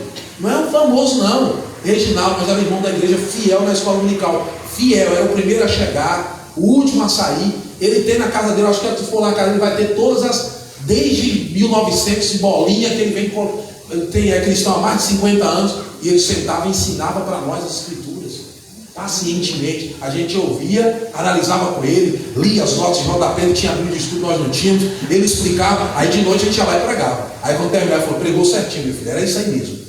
Mas hoje em dia as pessoas querem fazer isso? Vai lá no chat GPT inventa um monte de informação, que não está na Bíblia, que não está na história, ele vai lá e chega no púlpito e prega e o povo, glória a Deus, eu recebo. Mas não conferiu. É bom analisar. Veja que os bereanos faziam isso. Eles levavam a sério. Já os de Tessalônica? Não. Então agora, meu irmão, eu quero aproveitar esses minutos finais para mostrar para vocês algumas coisas que alguns pregadores dizem, mas a Bíblia não diz, não está na Bíblia, mas o pregador diz que está na Bíblia. Nós vamos para a parte prática agora. Pode esquecer, agora prega a tua Bíblia, a gente vai ler a Bíblia. Pode esquecer aí os slides, que eu vou só até aí, que eu já fiz o resumo da outra parte, e agora vamos para a parte prática. Tem muita coisa que as pessoas colocam na conta da Bíblia por causa dessa expressão. Virou um jargão. A Bíblia diz, a expressão está correta. Enquanto está errado dizer, a Bíblia vai dizer. A Bíblia não vai dizer nada. O que ela tinha que dizer, ela já disse. Então, pregadores, corrige essa expressão. Não é a Bíblia vai dizer, a Bíblia diz. O texto diz. A Bíblia vai dizer, você está dizendo que ela ainda vai falar, está no futuro, vai dizer. Ué, ela vai dizer ou ela já disse? Ela já disse. Então, a expressão correta é, a Bíblia diz. Só que também tem que tomar cuidado para não dizer o que ela não diz. Esse é o problema. E aqui eu quero analisar algumas coisas com vocês. Mostrando primeiro, para vocês tomarem cuidado. Pega a sua Bíblia e vou te explicar uma coisa. Quando você abre a sua Bíblia, só para resumir e explicar o que nós estamos falando, porque eu estou cortando por tanto tempo. Hermenêutica, diga comigo, hermenêutica é a ciência que interpreta a Bíblia. Então, hermenêutica é o quê? Exegese, diga exegese, é a prática da interpretação bíblica. Então veja, quando você lê a Bíblia, você pode ler a Bíblia de três formas. Quantas formas? Três. Diga comigo, leitura devocional. Vou dar um exemplo, Salmo 121. O que diz o Salmo 121? Eleva os meus olhos para os... De onde me virá o meu? Aí você lê esse texto de manhã para ir para o trabalho, ir para a faculdade, para sair de casa. Você fala, olha, meu socorro vem do... Aí você põe isso no coração. Estou trabalhando embaixo, porque quem me socorre é Deus. Isso é leitura devocional, aquela leitura que você faz para você mesmo, para o seu enlevo espiritual. Mas você pode também fazer a leitura didática. Diga leitura didática. A leitura didática é aquela que a gente faz para aprender. O que é didática? Didática é todas as formas de aprendizado, todas as técnicas para aprender e para ensinar. Então eu leio, eleva os meus olhos para os montes. Aí você dá uma parada, mas peraí, quais são esses montes? Quais eram os montes que estavam ao redor de Jerusalém? Aí você vai lembrar, Monte Gerizim, Monte Tabor. Quais são os montes da Bíblia? Ebal. Aí você vai lembrar o Monte Carmelo. Você vai começar a lembrar dos montes. Monte das Oliveiras. Aí você está o quê? Aprendendo com esses montes. Mas agora, você vai fazer uma leitura exegética. Diga exegética. Aí o negócio vai aprofundar. Essa é demorada. Porque aí você vai ter que olhar contexto histórico, político, social, religioso. Aí você vai ler agora, eleva os meus olhos para os montes. Aí você vai olhar onde ficavam os montes. Aí você vai olhar no mapa. Geografia bíblica. Vamos para a geografia. Vamos localizar. Israel. Esse monte específico que Davi estava falando, qual era esse monte? Você vai tentar descobrir ou mostrar quais eram os montes que estavam mais próximos do palácio de Davi, para ele poder estar ali fazendo aquela observação. Aí depois você vai analisar quando ele fala sobre o Senhor. Quem é esse Senhor? Você vai olhar no hebraico, quem é Senhor? O Adonai, quem é ele? Por que ele fala Senhor? Quais são os outros deuses que tem aqui ao redor? Aí você vai, olha, já não é mais rápido. Você vai vendo coisa por coisa. Isso vai demorar em média. Sabe quanto tempo você demora em média para preparar um bom sermão? 40 horas pelo menos. Mas não é 40 horas direto. Você vai começar, depois você vai continuar, você vai gastar aí uma semana, 8 horas por dia para preparar um bom sermão, para preparar uma boa aula. A aula não se prepara, meu irmão, do sábado para o domingo. Prepara durante a semana. E não tem que chegar aqui e ficar lendo a revista, lendo ali com o irmão. Não, isso mostra que você não preparou, foi nada. Você está só aproveitando o que o comentarista já escreveu. Mas você tem que usar o texto do comentarista para aprofundar, para esclarecer, para dinamizar a aula. Isso você gasta tempo. Então veja, são 3 tipos de leitura. Então diga, leitura devocional, leitura didática e leitura exegética. O que é exegese? Exegese vem do grego. Ek, diga ek, Mas é Jeová, diga tirar para fora. É quando você extrai do texto todas as pepitas de ouro, todas as riquezas que aquele texto tem. Você extrai e serve a igreja. Então diga, hermenêutica é a ciência e exegese é a prática. Então ó, a hermenêutica, diga, a hermenêutica me dá as ferramentas. E com as ferramentas da hermenêutica eu pratico exegese. Vou dar um exemplo. Você quer fazer uma obra. Onde é que você compra ferramenta? No depósito de material de construção. Você chega lá, eu quero pá, quero enxada. Não é isso? Então o depósito é hermenêutica. Aí você quer interpretar o texto, ela te dá as ferramentas, ela vai te ensinar. Olha aqui o contexto geográfico, olha o contexto histórico, olha o contexto social, olha o contexto político, olha tudo que está em volta desse texto, olha o original, olha o hebraico, olha o grego, olha o aramaico. Esse texto está falando sobre o quê? Quem escreveu, para quem escreveu, onde escreveu, como escreveu, por que escreveu. Você vai fazendo todas essas perguntas, que eu ia falar tudo para vocês, mas não dá tempo, numa hora, não dá. Tem que ser 2 encontros, tá? Então eu vou reduzir, que eu não quero cansar vocês também. Então veja, você vai perguntar tudo isso. Isso aí é rápido? Gasta tempo. Mas as pessoas querem fazer isso? Mas você que é um bereano tem que fazer. Tem bereano aqui essa manhã? Você que é um bereano tem que analisar. Você que é um bereano tem que ter paciência. Então vamos ver algumas coisas que as pessoas pregam e falam, mas não estão na Bíblia. Quero começar explicando uma coisa para vocês. Abra a Bíblia e vou explicar. Quando você abre a sua Bíblia, aqui em cima do texto bíblico, tem uma escrita em negrito, não é isso? O nome dessa escrita é epígrafe. Diga comigo, epígrafe. Então diga, epígrafe são os títulos que os tradutores colocam no texto bíblico. Ou seja, isso aqui não é inspirado, tá? Isso aqui não está no texto. É assim, para facilitar para você, a Sociedade Bíblica do Brasil, essa aqui, por exemplo, não é a Sociedade Bíblica, essa aqui é a BV Books, que é uma das produtoras de Bíblia, e tem várias outras, CPP, e tem um monte delas aí, Rádios, ou quem quer que seja, qualquer editora que produz uma Bíblia, ela vem aqui para facilitar a sua leitura e coloca em cima aqui, ó, Salmo 101, embaixo, Salmo de Davi. Isso aqui está no texto? Não, o texto é o que vai vir abaixo. Em cima é o que? Epígrafe. Isso não é inspirado. Só que aqui é que está o problema. Tem muitos desses títulos que são colocados que não estão de acordo com o texto. E aí vou mostrar para você alguns exemplos. Quem aqui já ouviu pregadores pregando sobre a parábola dos 10 talentos? Quem já ouviu isso aqui? A parábola dos 10 talentos. Quem já ouviu? Levanta a mão. E quem já pregou sobre a parábola dos 10 talentos? Será que era 10 talentos mesmo? Vamos ver? Mateus capítulo 25, vamos para a Bíblia. Mateus capítulo 25, versículo 14. Vamos lá, Mateus 25, 14. A partir do 14. Já está aí, ó. Eu vou pedir agora que os irmãos leiam. Quem quiser ler, pode ler. Vai me ajudando agora rapidinho, porque tem muita coisa para falar para vocês. Vamos lá. Não, leiam na Bíblia. Vamos ler a Bíblia. Agora eu vou ensinar vocês. Esquece a tecnologia. É isso aí que está deixando vocês preguiçosos. Vamos para a Bíblia, no texto. Pega o texto aí, ó. Ah, porque agora virou moda. Não, pastor, toda ferramenta é boa. Irmão, se é bom, pode trazer a Bíblia no celular, pode trazer no tablet. Legal, legal. Mas eu prefiro que você use o texto bíblico. Sabe por quê? Você está com o seu celular aberto aqui, no mesma hora aparece a imagem de uma mulher só de biquíni. E você está lendo a Bíblia. Você está aqui com a Bíblia aberta com o tablet. Daqui a pouco aparece um anúncio. Teu olho já sai do anúncio, já vai para Shopee. Você já esquece, já começa a comprar. E aqui não vai aparecer. Tem coisas que nós temos que voltar à tradição, irmão. Texto bíblico. Ninguém quer trazer mais Bíblia para a igreja. Estão diminuindo as Bíblias. Daqui a pouco estão chegando assim a Bíblia desse tamanhozinho. Pastor, o senhor tem alguma coisa contra isso? Não tem. Toda a tecnologia é válida e nós precisamos usar a tecnologia para o bem.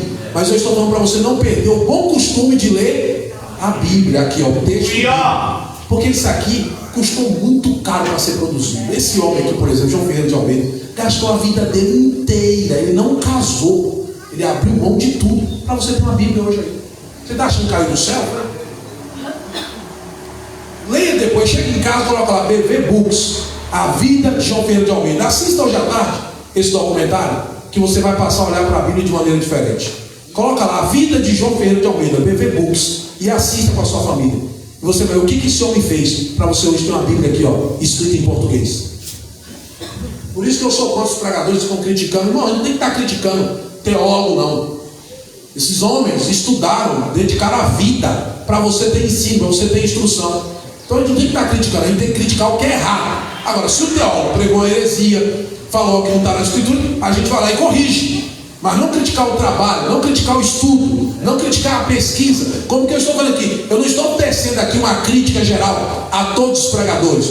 Vou tecer crítica aqui aos erros que alguns pregadores cometem e poderiam evitar. Como esse, por exemplo. Já vi muitos deles pregando a parábola dos 10 talentos. Vamos ver. Vai lá. 25, a partir do 14. Quem encontrou pode ler. Um irmão só lê. Vamos lá. Porque isto também como um homem que, sim, partindo para fora da terra, chamou os seus servos e entregou-lhes os seus bens. Vamos ao 15, pode continuar. E a um deu 5 talentos. Diga comigo, 5 talentos. 5 talentos. Sim. E a outro 2. A outro 2. E a outro 1. Vamos fazer a conta? Matemática básica da professora Maria Joana, da primeira série. Vamos lá. 5 mais 2? Mais 1? Então tinha que ser a parábola dos 8 talentos.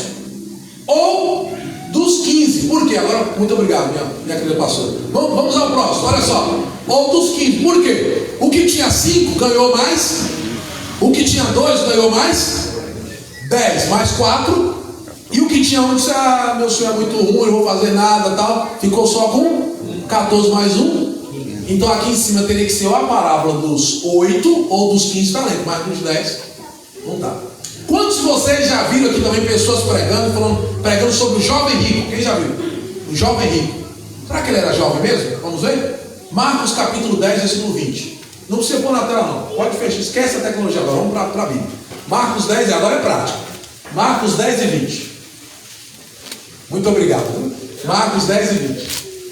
Vamos ver o que está escrito aí. Olha que barulho gostoso. Eu amo ouvir esse barulho, irmão. Do folhear das escrituras. Isso é muito gostoso. Então o homem respondeu: tudo isso tendo observado desde a minha juventude. E Jesus, olhando para ele com amor, disse: só uma coisa falta a você. Vá vender tudo. Só até aí, ó. Repete só o 20, ó. Então o homem respondeu. Olha só. Então o jovem homem. Homem. E ele disse o quê? Tudo isso eu guardei desde a minha. Então pronto, ele não era mais jovem. Mas por que você prega que é jovem? Porque lá em cima o escritor, os tradutores colocaram o jovem rico, mas ele não era mais jovem. Então a partir de você vê um pregador, quero pregar sobre o jovem rico. Aí você já fala: já não leu o texto direito. Já não estudou o texto direito. Então preste atenção com os títulos. Eu teria muito mais para falar, mas eu vou só pontuar o que eu acho, que eu julgo ser mais importante para vocês. Então vamos a partir de agora analisar mais alguns textos, ler a Bíblia, interpretar a Bíblia corretamente, vendo mais alguns textos. Agora eu vou mostrar alguns títulos. Então tome cuidado com os títulos, confira se o título está de acordo com o texto. Muito bem. Então diga: eu preciso conferir se o título está de acordo com o texto. Então não é porque o tradutor chegou lá e colocou que você já vai seguir. Dá uma olhada. O bereano faz o quê? Confere. A partir de hoje, já guardaram. A partir de hoje tem que conferir. Deixa eu ver se é isso mesmo. E se o pregador vier pregar aqui e ele pregar uma coisa que não está no texto, você termina o culto. Não deixa ele embora logo não. Se possível, como dele com uma pizza, alguma coisa assim, cuida bem dele. Para ele não sair falando que você tratou ele mal. Cuida bem dele. Leva ele para o jantar falando: meu irmão, agora o senhor jantou, está com a barriga mexendo. Agora eu quero que o senhor me explique aquilo que o senhor pregou. Eu olhei aqui, não está na Bíblia. Aí ele vai querer colocar a comida toda para fora. Já vai ficar: onde foi que o senhor tirou aquilo? O senhor achou aquilo aonde? Eu li o livro. Qual livro? Qual página? Qual autor? Quem disse? Quem disse? Quem foi que falou? Quem me conhece aqui sabe nas minhas pregações, eu cito muitos autores, mas eu cito o autor, cito o livro e ainda cito a página. Porque se você quiser, você pode dar um Google e ir lá e pesquisar. Aqui eu tenho um livro em casa, vou lá, abro, falo: quem disse que foi o reverendo Hernando Dias Lopes, na página tal, no seu livro tal. Quem falou isso aqui foi fulano de tal, como eu citei aqui os Brothers Hall, no seu comentário do Novo Testamento.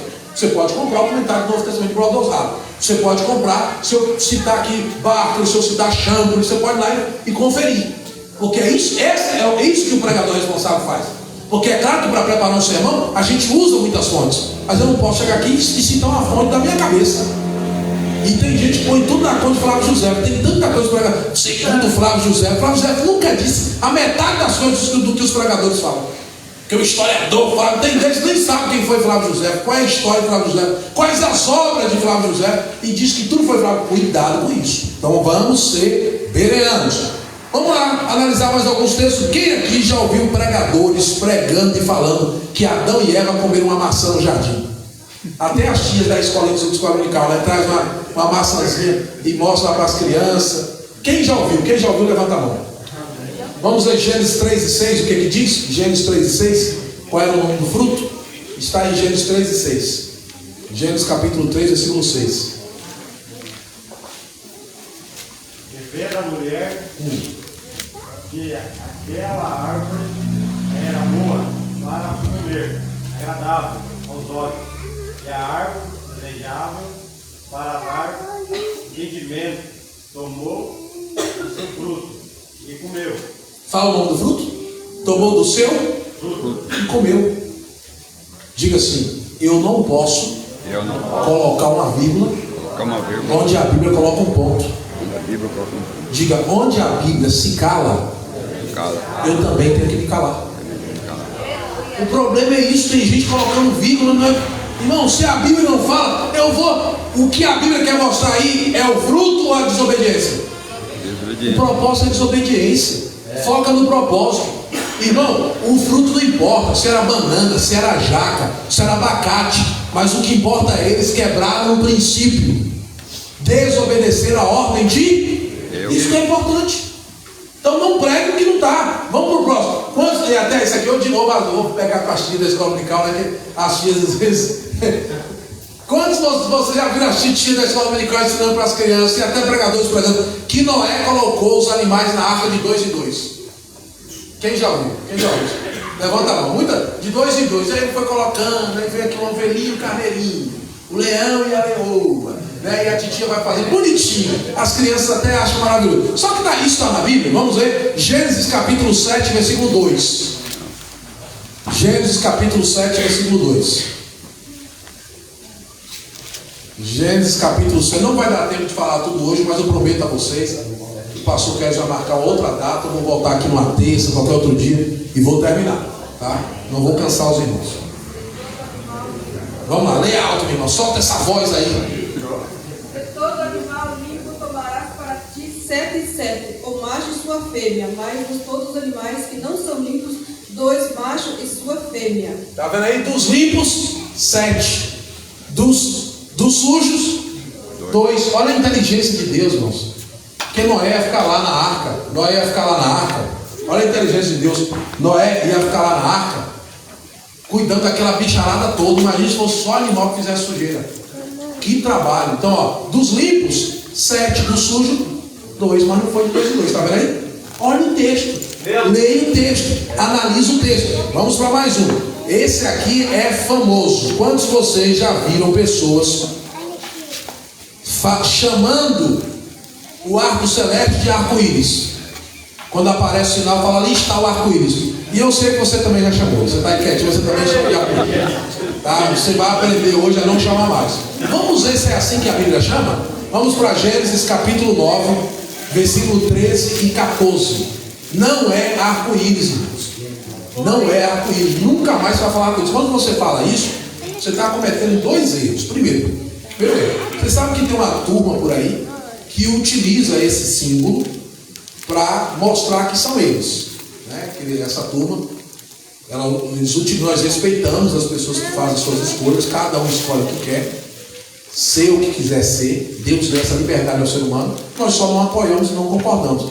Nós devemos amar, respeitar, orar para que Jesus faça a obra, mas eles utilizam esse símbolo.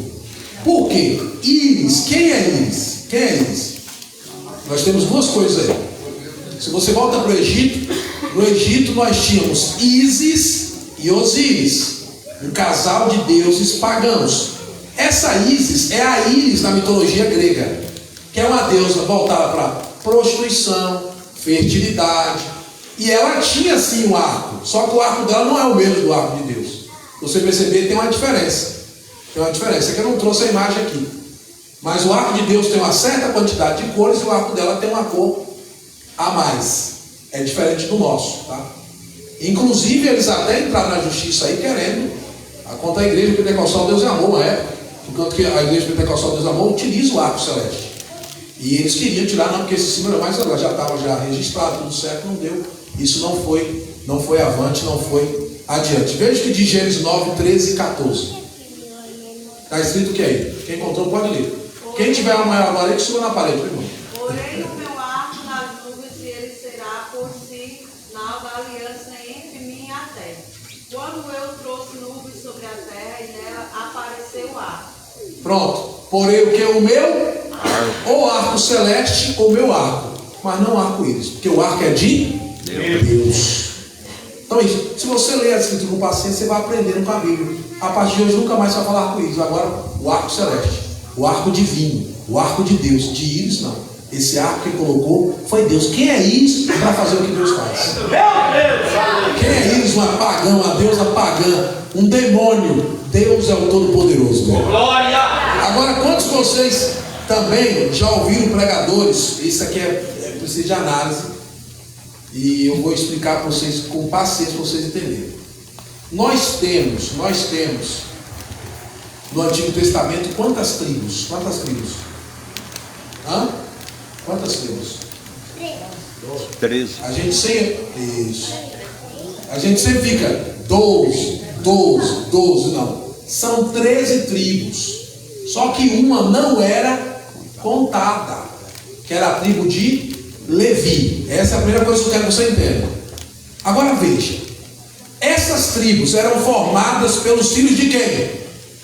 Pelos filhos de quem? Jacó. Então, anota aí para você ler na sua casa. Gênesis capítulo 29, versículo 32. Gênesis 29, 32. Até o 35. Nós não vamos ler aqui que não vai dar tempo, vou só explicar. Você só anota lá em casa. Gênesis capítulo 29, do 32 ao 35. Gênesis capítulo 30, do versículo 6 ao 24. Gênesis 35, do 16 ao 18. E Gênesis 41, 51 e 52. Na verdade, as tribos não eram formadas pelos filhos de Jacó apenas. Eram 10 filhos de Jacó, certo? E quantos de José? 2. Efraim e Manassés. Então pronto, então você vai pregar corretamente, então explica para o povo. Olha, irmãos, aqui nós temos 10 filhos de Jacó. E depois entra aqui no lugar de José, quem? Efraim e Manassés. Pronto. Que aí se você colocar o José, 13. Certo? Então percebam como que a gente aprende por anos as coisas erradas, porque a gente não confere, não analisa. Essa aqui agora é boa, essa aqui agora você vai pular da cadeira. Quantos de vocês já ouviram pregadores pregando e falando que Moisés, que Deus foi Moisés, toca nas águas? O cara naquele famoso Lorete, né? Toca nas águas, meu irmão. Quem já cantou isso aqui, né? O hino é bonito. A poesia, a licença poética. Mas será que é isso que a Bíblia diz? Vamos para Êxodo, capítulo 14. E aí tem pregador animado, empolgado, que ainda prega assim: irmão, e Moisés tocou nas águas e o mar se abriu de repente. E aí o mar vai se abrir para você. Agora, irmão, que pregação irresponsável. Lá sei quanto tempo vai demorar para esse mar teu abrir. A gente tem que ser responsável. Eu estou pregando aqui. Olha, irmão, uma coisa é certa: eu não sei quando vai se abrir, mas creia, Deus é poderoso para abrir. Agora, pregar que vai acontecer de imediato, irresponsabilidade. Aí você chega em casa, o problema continua, a luta continua do mesmo jeito, porque Deus tem um prazo para te tirar dessa situação. Nós vamos ver isso agora. Veja aí Êxodo 14, versículo 15 e o 21. O 15 e o 21. Então disse o Senhor a Moisés: por que clamas a mim? Diz aos filhos de Israel que marchem. 21. Então Moisés estendeu a sua mão sobre o mar, e o Senhor fez retirar o mar por um forte vento oriental. Opa, o que Moisés fez? Estendeu. Ele pega o cajado, só levanta aqui com a mão. E a outra ele faz o quê? Estende. Mas foi o cajado que abriu? Não. Foi Moisés que abriu? Não. Está escrito o quê? E o Senhor. Mas durante o quê? Toda aquela noite. E eu lá vou saber o tamanho da tua noite. Às vezes tua noite é 10 anos, 20 anos. Cada um tem uma noite aqui. Para Israel sobrou toda aquela noite. E quem abriu o mar foi Deus abrindo o mar através de um forte vento. Às vezes tu acha que o vento é para te prejudicar, mas às vezes o vento é só para abrir. Só para abrir o caminho. Mas quem está fazendo tudo? Está no controle de quem? Deus. Então, meu irmão, não tem negócio de tocar em água, não tem negócio de pegar cajado. Porque tem gente, você já imaginou se esse cajado de Moisés existisse até hoje? Até hoje tinha gente se curvando diante dele. Quem faz a obra não é o cajado, é o Deus Todo-Poderoso. Aleluia. Então vamos ler a Bíblia com atenção. Outro texto, Salmo 23. A Bíblia não diz: o Senhor é meu pastor e nada me faltará. Está lá no Salmo 23 assim? Está lá? Não. Nada tem falta. Não, mas não é isso aí não, o segredo. Não está escrito, não está escrito dessa forma. Eu quero chamar a sua atenção para o texto. Leia aí o Salmo 23. Como está escrito aí? Leia direitinho, respeita a vírgula. Leia tudo. O que está escrito aí? Pronto, tem E aí? Então pronto, então tira o E, meu irmão. Se não tem o E, não coloca o E onde não tem. Ó, o Senhor meu pastor, nada me faltará. Não tem E, e nada me faltará. É o que eu estou falando, eu quero corrigir. Esse é meu papel como professor de teologia. Mostrar para você, não colocar na Bíblia coisas que não tem. Acrescentar palavras, colocar vírgula, colocar ponto, inventar história. Leia apenas o que o texto diz. Leia apenas o que o texto diz. Vamos para mais uma? Vocês já ouviram pregadores pregando, falando que a vara de Moisés se transformou em serpente diante de Faraó? Quem já ouviu isso aqui? Muita gente aí levantando a mão, eu já ouvi. Vamos ver então se é isso que a Bíblia diz? Êxodo capítulo 7, versículo 9 ao 12. Êxodo capítulo 7, versículo 9 ao 12. Êxodo 7, do 9 ao 12. Depois eu vou falar só mais duas do Novo Testamento e nós vamos encerrar. Uma pena que eu não trouxe meu livro hoje. No meu livro eu tenho tudo isso escrito, só que meus livros já foram, graças a Deus, todos vendidos. Mas eu entrei em contato com a gráfica, onde já fiz o pedido. E quando eu voltar aqui, eu vou trazer esse livro, que é essa aula, vocês vão ter. Quem comprou esse livro aqui? Alguém que já tem esse livro? O irmão Israel tem? Hermenêutica ao alcance de todos. Mais alguém comprou esse título? Porque eu sei que tem irmãos que compraram outros títulos. Então eu vou trazer para vocês, da próxima vez que eu vier, eu trago esse livro, já está bem clarinho. Tudo que eu estou falando aqui está explicado lá no livro. Vocês vão ler e tem em casa para vocês acessarem. Vamos lá? Êxodo capítulo 7, 9 ao 12. Sim. Quando o Faraó vos falar, dizendo: fazei por vós algum milagre, dirás a Arão: toma a tua vara e lança diante de Faraó. Opa, dirás a quem? Era a vara de Moisés ou a vara de Arão? Arão. Então sim, você já descobriu aí de quem é. Então pronto, só tem e basta. Não era a vara de Moisés, era a vara de Arão. Pronto, lê o texto. Agora o problema é que às vezes a pessoa só lê um versículo e não lê o contexto, que é a segunda parte. A próxima aula que eu vou explicar isso para vocês. Tem que ler o contexto. Só não lê o contexto. Então aqui não é a vara de Moisés, a vara de Arão. Quantos de vocês também já... essa aqui eu já vi gente fazer cada coisa. Quantos de vocês já viram pregadores, gente ensinando que Moisés foi tirado das águas? E um dia eu vi um pregador empolgado em irmãos, e Deus fez com que o rio fizesse um curso contrário. Ao invés do rio descer, o rio subiu. E aí trouxe. E aí não, ele querendo ser profundo. E ali no Nilo havia grandes crocodilos, serpentes, aquelas ondas do Nilo tentavam envolver. E Deus foi protegendo aquele cestinho. Será que é isso mesmo que a Bíblia diz, irmão? Vamos para Êxodo, vamos para a Bíblia. Êxodo, capítulo 2 e o versículo 3. De fato, o nome de Moisés significa tirado das águas, mas tem uma explicação por isso, que ele estava próximo das águas, mas não estava dentro. Êxodo 2 e 3. O que está escrito em Êxodo 2 e 3? Mas ela não pôde escondê-lo, mas então tomou para ele uma cesta de junco e a revestiu de betume e peixe e pôs nela o menino e a colocou entre os juncos à margem do rio. Opa, entre os juncos acho que a mãe de Moisés, irmão, realmente tinha perigo. Que tinha perigo tem até hoje os maiores crocodilos que estão no Nilo, os grandes crocodilos do Nilo. Tinha perigo? Tinha, era inteligente. Junco é uma planta de onde vem a entrecasca que faz o papiro. Se você for em qualquer floricultura aqui, Tem algumas lojas de paisagismo que tem junco.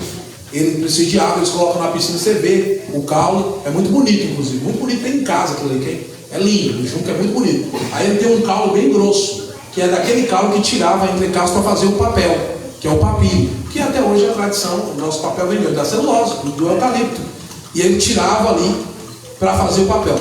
Só que aquele caule era grosso, o que ela fez? Ela fez uma arquinha de junco, né, um cesto, betumou, tudo bonitinho, e colocou o menino entre o junco, escondeu ali, escondeu o menino, mas não foi dentro do rio, fora do rio, a margem é dentro ou fora? Está perto, mas não é dentro. Vamos ler a Bíblia corretamente, é só ler com paciência, é só prestar atenção. Vamos para mais uma famosa, essa aqui também achias na escola, e aí lá veio a grande baleia, engoliu o profeta Jonas, e depois a baleia vomitou Jonas na praia de Nínive. E Nínive tem praia, gente? Não. Vamos olhar então? Vamos ver se foi Nínive. Jonas, quem pode ler para mim? Jonas capítulo 2. Jonas capítulo 2, versículo 10. E Jonas 3, do 1 ao 3. Jonas 3, 1 ao 3. Vamos ler Jonas 2 e 10. Depois Jonas 3, 1 ao 3. Só para corrigir isso aqui. Primeiro que não foi baleia. A Bíblia fala o quê? Grande peixe. Baleia é peixe, gente? Já começa por aí. Baleia é o quê? Mamífero. Baleia não é peixe. Explicando para vocês, a baleia não tem uma bocona bem grande, só que a gargantinha dela é bem pequena. Você acha que Deus ia matar uma baleia por causa de um desobediente? Deus ia castigar uma baleia por causa de desobediente? Deus não faz isso. Prova na Bíblia, passou prova. Quando aquele profeta que saiu, foi profetizar no altar de Betel, que as pessoas chamam de profeta novo, não tem o nome dele, não era profeta novo, e nem o outro era profeta velho, isso não está no texto. É que um profeta era mais antigo do que o outro. O texto diz que Deus falou para ele: você vai, profetiza, e pelo caminho por onde tu veio, você volta e não para na casa de ninguém, e tchau, não dá satisfação para ninguém. Não é isso que está no texto? O que é que ele fez? Deu ouvido a um profeta que tinha lá, fez tudo errado. Depois esse mesmo profeta, Deus usou esse profeta. Primeiro o profeta usou Deus, depois Deus foi lá e usou ele. Porque você desobedeceu, você vai ver o que vai acontecer com você. No meio do caminho saiu o leão saiu. Isso aí, 2 Reis, capítulo 13. Sai o leão. 1 Reis é o 2 Reis, depois confere, por favor. Mas o capítulo é 13. 1 Reis, capítulo 13, ou o 2 Reis, capítulo 13. Só confere comigo, por gentileza. E o que acontece? Quando ele sai, o leão vai lá, mata o profeta. O que o leão faz? Mata mas não mata o jumento. Peraí, quem é que fazia parte da cadeia alimentar ali? O profeta ou o jumento? O jumento. Só que quem foi o desobediente? O jumento ou o profeta? Então pronto, Deus não vai ter o culpado por inocente, nem inocente por culpado. Deus julgou somente o profeta. O jumento ficou lá, parou, e o leão ficou do lado do jumento, do lado, e não fez nada com o jumento. Da mesma forma o caso de Jonas. Você acha que Deus ia matar uma baleia por causa do desobediente? O que acontece? Vamos ver o texto aí, o que aconteceu com Jonas. Conferiu, irmão? Primeiro Reis. 1 Reis, capítulo 13, você pode ler essa história em casa. 1 Reis 13. 1 Reis 13. Vamos lá. Jonas 2 e 10. O que está escrito? Pode ler, meu irmão. Falou o Senhor ao peixe, e ele vomitou Jonas na terra. Está falando em Nínive aí? Vomitou Jonas na terra. Agora veja Jonas 3, do 1 ao 3. Jonas 3, do 1 ao 3. Veio a palavra do Senhor, segundo fez a Jonas, dizendo: levanta-te e vai à grande cidade Nínive e prega contra ela a mensagem que eu te digo. E levantou-se Jonas e foi a Nínive, segundo a palavra do Senhor. Ora, Nínive era uma cidade muito grande, de 3 dias de caminho. Tá, Nínive para ele andar, Nínive toda, 3 dias de caminho, por ser grande. Mas de onde ele estava, sabe? Possivelmente, o peixe vomitou Jonas no mar Mediterrâneo, que era o mar próximo da região. Não tem praia em Nínive, gente. Você vai abrir lá o mapa, vai ver. Nínive é a capital, era a capital da Síria, hoje o território do atual Iraque, aquela região do Iraque. Não tem praia lá no Iraque. Sabe quantos quilômetros que Jonas teve que andar para chegar até lá? Olha o que a desobediência faz. 1.200 quilômetros. Aproximadamente. Sabe quantos meses durou? 3 meses. Se ele tivesse obedecido, não tinha passado por nada disso. O desobediente só paga caro. Mas não tinha praia lá. Então cuidado com essa pregação que o Pedro... Você acha que Deus ia facilitar o desobediente? Deus ensina o desobediente para ele não mais desobedecer, para ele aprender. Deus é pai e o pai corrige os filhos que amam. Desobediente aqui aprende. A palavra molda ele, molda o caráter, molda a vida dele, para ele aprender com Deus. Deus ensina ele. Então vamos prestar atenção no que diz a Bíblia, irmão, e não só ouvir, vamos conferir o que diz o texto. Agora vamos para mais um. Quantos aqui acreditam que Jesus sabe o dia que ele vai voltar? Quantos aqui acreditam? Por que você não acredita nisso? Ele sabe. Quem acredita que ele sabe, levanta a mão. Que ele não sabe, levanta a mão. Vamos então para... Vamos ver o texto? Vamos ver o texto? Mateus capítulo 24. Mateus 24. Eu posso? Vamos dessa rua. Mateus 24 e 36. Mateus 24 e 36. Naquele dia e a hora ninguém sabe, nem os anjos do céu, nem o filho, mas unicamente meu Pai. Aí a gente lê esse texto e fala assim, ele não sabe, porque está escrito aí. Só que eu falei que tem que analisar o que? O contexto. Quando Jesus falou isso, ele estava falando como Deus ou como homem? Como homem, ele estava cumprindo sua missão aqui na terra. Agora veja o que ele diz em Mateus 28 e 18. Mateus 28 e 18. E eu já vi muitos pregadores pregando que Jesus não sabe o dia. E você também já ouviu. E você estava até muita gente que também pensando que ele não sabe. Chegando-se Jesus, falou-lhe, dizendo: é-me dado. Falou o quê? É-me dado todo poder nos céus e na terra. Se ele tem todo o poder, ele sabe ou não sabe? Agora, só para melhorar, se você falar que Jesus não sabe que ele vai voltar, você está dizendo que Jesus não é Deus. Deus não é onisciente? Não sabe de tudo? Então pronto, Jesus é Deus, ele sabe se o dia que ele vai vir buscar a sua igreja. Então vamos apenas pregar o que diz o texto, meu irmão. Tudo isso são coisas que os pregadores dizem, mas a Bíblia não diz. Agora, o que é que a Bíblia diz para nós? 1 Tessalonicenses 21. Examinai tudo e retende o bem. Eclesiastes 7, 29, Salomão diz que Deus criou o homem reto, mas ele buscou muitas invenções. Não busque invenções quando o assunto é o texto bíblico. Mateus 22 e 29. Põe na tela agora Mateus 22 e 29, para que a igreja leia comigo Mateus 22 e 29. Mateus 22 e 29. Mateus 22 e 29. O que está escrito aí? 1, 2, 3.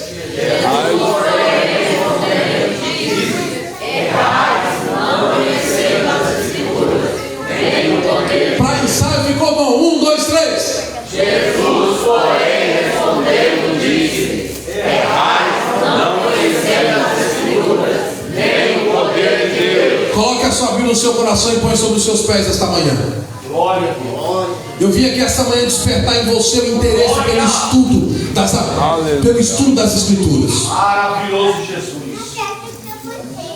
Mude disso. Ou este livro me faz evitar o pecado, ou o pecado me faz evitar este livro. Napoleão Bonaparte disse: a Bíblia não é só uma criatura, é uma criatura vivente. Lord Davidson diz que a leitura da Bíblia já de si é uma educação. Aleluia. Abraham Lincoln diz que a Bíblia é o maior presente de Deus para a humanidade.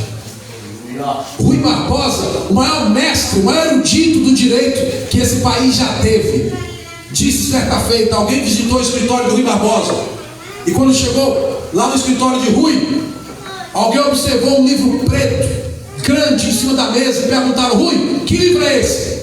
Ele falou assim: depende, se você estiver com fome, esse livro é o pão.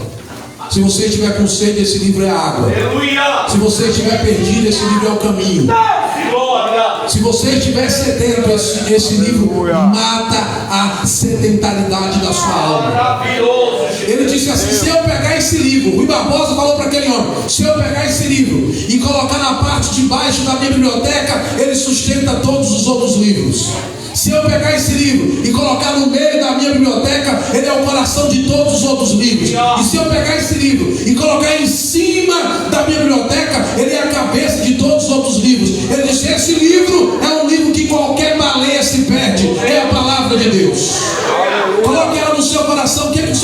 diz no Salmo 1: bem-aventurado o varão que não anda segundo conselhos dos ímpios, nem se assenta na roda dos escarnecedores, nem se detém no caminho dos pecadores. Verso 2: antes tem o seu prazer na lei do Senhor, e na sua lei medita de dia e de noite. Verso 3: pois será como árvore plantada junto a ribeiro de água, a qual dá o seu fruto na estação própria, cujas folhas não caem, tudo quando fizer prosperará. Verso 4: não são assim os ímpios são como a moinha que o vento espalha. Verso 5: quando que os ímpios não subsistirão no juízo, nem os pecadores da congregação do justo. Verso 6: porque o Senhor conhece o caminho do justo, mas o caminho do ímpio perecerá. Salmo 119, verso 9: como purificará o jovem o seu caminho? Observando segundo a sua palavra. Verso 11: escondi a tua palavra no meu coração, para não pecar contra ti. Verso 17: faze bem ao teu servo para que viva, e observe a tua palavra. Verso 25: a minha alma está pegada ao pó, vivifica-me segundo a tua palavra. Verso 41: venha também sobre mim a tua salvação, porque tenho esperado na tua palavra. Verso de número 74: os que te temem alegraram-se quando me viram, porque tenho esperado na tua palavra. Verso 89: para sempre, ó Senhor, a tua palavra permanece no céu. Verso 97: ó quanto amo a tua lei, ela é a minha meditação de dia e de noite. Verso 101: desvia os meus pés de todo o caminho mau, para observar a tua palavra. Verso 105: lâmpada para os meus pés, farol baixo é a tua palavra, luz para o meu caminho, farol alto é a tua palavra. Mateus 4:4: Jesus disse: nem só de pão viverá o homem, mas de toda a palavra que sai da boca de Deus. João 15:3: Jesus disse: vós já estáis limpo pela palavra que vos tenho falado. João 17:17: Jesus disse: Pai, santifica-os na verdade, a tua palavra é a verdade. Efésios 6:17, Paulo diz: tomai também a espada, tomai também o capacete da salvação e a espada do Espírito, que é a palavra de Deus. Efésios 5:26, Paulo diz: fazendo a lavagem da água pela palavra. Jeremias 23:29: não é a minha palavra como fogo, diz o Senhor, e como martelo que quebra, que esmiuça a penha. Apocalipse capítulo 19, versículo 11, onde diz: e vi o céu aberto, e eis um cavalo branco, e o que estava assentado sobre ele chama-se Fiel e Verdadeiro. Ele tinha muitas coroas sobre a sua cabeça, na sua coxa estava escrito Rei dos Reis e Senhor dos Senhores. Aí no versículo 13, João diz: e o nome pelo qual se chama é a Palavra de Deus. Quem ama a palavra de Deus aqui esta manhã? Quem pode glorificar a Deus por esta palavra? Quem pode adorar a Deus por esta bendita palavra? Diga assim: eu preciso ler a Bíblia e eu serei sábio, praticar a Bíblia e eu serei santo, crer na Bíblia e eu serei salvo. Quem crê nas Escrituras nesta manhã, que Deus abençoe sua vida, que Deus abençoe a sua casa, que Deus abençoe a sua família, mas que a partir de hoje você venha abrir a Bíblia na sua casa. Tenha tempo para ler as Escrituras, tenha tempo para estudar as Escrituras, tenha tempo para pesquisar as Escrituras, tenha tempo para a Bíblia. Maratone os livros da Bíblia, maratone os estudos das Escrituras. Não perca a escola bíblica, não perca culto de ensino, porque esta palavra sustenta, esta palavra renova, esta palavra cura, esta palavra sara, esta palavra liberta, esta palavra traz vida para os nossos corações, e é de Bíblia que nós precisamos. Aleluia. Precisamos resgatar a pregação bíblica, precisamos resgatar ensino bíblico, precisamos resgatar a Bíblia para o nosso culto, precisamos dar prioridade para a palavra, deixar tempo para a palavra, tempo para estudar. Precisamos parar de ter pressa quando o assunto é estudar a palavra. Para que correr? Para que ter pressa? Para que sair? Se isso aqui é o que vai te sustentar, o que vai te levar para a glória, é o que vai te levar para o céu. Amemos a palavra de Deus. Coloque a sua Bíblia no seu coração e nós vamos orar esta manhã. Eu vou deixar que você ore do jeito que você quer orar, mas a sua oração esta manhã vai ser pedindo a Deus renovação, para que você tenha força de ler a palavra. Tem irmão que fala: pastor, quando eu vou ler a Bíblia me dá um sono, eu fico dormindo, me dá um sono. Mas você não tem sono para assistir filme. Você não tem sono para ver a série da Netflix, nem a novela. Não tem sono. Não tem sono para ficar fofocando no WhatsApp. Não tem sono para ficar lá mandando mensagem e vendo a vida dos outros no Instagram. Não tem sono. Aí vira até a noite. Mas por que quando vai ler a Bíblia dá? Porque a Bíblia é espiritual. Meu Deus, olha aí. O diabo não quer que você conheça a palavra. vai te dar sono, vai dar preguiça, mas essa manhã isso vai cair por terra. Você vai sair daqui desejoso, desejosa de estudar a palavra, de gastar tempo, de ler, de meditar, de aprender, de crescer, de desenvolver. E a partir de hoje, preste atenção nas pregações que você anda ouvindo por aí, tá? Presta atenção. Olhe se está no texto, olhe se está na Bíblia, confira. Não saia acreditando em todo conto, em toda a história. Confere na palavra de Deus. Eu quero orar pela sua vida, querido Deus. Olha, meu irmão, muito obrigado por essa manhã, Pai, que nós estivemos aqui em Tua presença estudando a Tua palavra. Deus, como disse Moisés para Josué, quem dera que todo Israel fosse profeta. A minha oração nessa manhã é quem dera que todo crente amasse o estudo das Escrituras, Senhor. Se dedicasse tempo da sua vida para estudar a Bíblia. Meu Pai, aquele irmão que entrou aqui essa manhã, que vai ler a Bíblia, dá sono dele, repreenda esse sono, Jesus.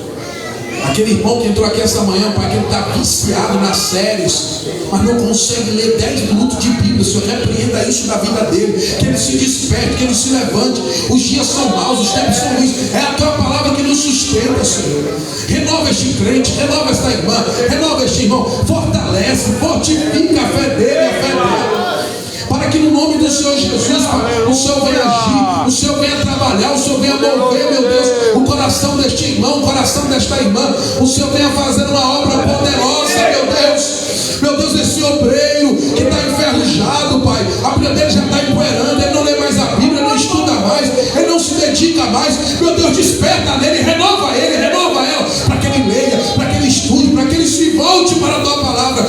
Deus, que a Assembleia de Deus no Jardivante continue com a palavra levantada, erguida, pregando Bíblia, ensinando Bíblia, alimentando o povo. Continue dando graça ao Teu servo, pastor Kériston. Continue dando graça aos obreiros que o auxiliam. Continue dando graça àquela professora da escola bíblica. Continue abençoando essa igreja, esse trabalho. Que os irmãos saiam daqui cheios de vontade de estudar a Tua palavra. Levante a Bíblia para o alto e diga: somente a Bíblia e toda a Bíblia é o que eu preciso. A Tua palavra escondi, guardada no meu coração, pra eu não pecar contra Ti, Senhor. A Tua palavra escondi. Olha só, meus dons e talentos são pra Te servir. Meus dons preciosos são Teus. Não vejo razão na minha vida sem Ti. Tu és meu Senhor e meu Deus. Assim como fogo, assim como fogo refina o ouro, vem Tua obra em mim completa, até que o mundo possa ver Tua glória em meu rosto brilhar. Só quem gostou glorifica o nome de Jesus. Receba a Jesus a palavra de Deus. À noite tem mais, vocês vão ver, o presbítero Dorival estará falando de biologia, vai cumprimentar, vai ser uma bênção. Eu só abri o caminho.